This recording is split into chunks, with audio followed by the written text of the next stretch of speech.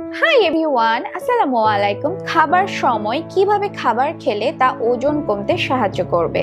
এক নাম্বার হচ্ছে ধীরে ধীরে খাবার খেতে হবে। ধীরে ধীরে খাবার ভালো মতো চিবিয়ে খাবেন, এতে আপনার পেট ভরা লাগবে এবং স্বাভাবিকভাবেই কম খাবেন। খাবার সময় যাই খাচ্ছেন অবশ্যই মনোযোগ দিয়ে খাবেন, টিভি, ফোন বা গল্প না।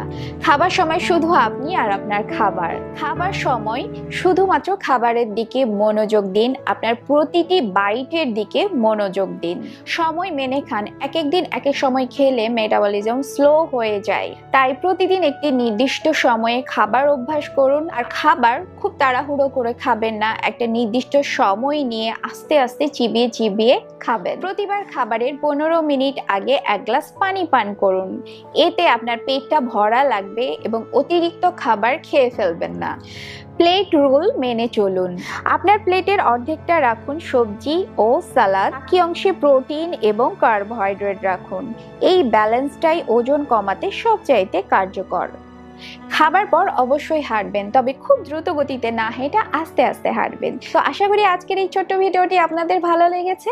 তাহলে এই ভিডিওটি এখানে শেষ করছি। ভালো থাকবেন, সুস্থ থাকবেন। আল্লাহ হাফেজ।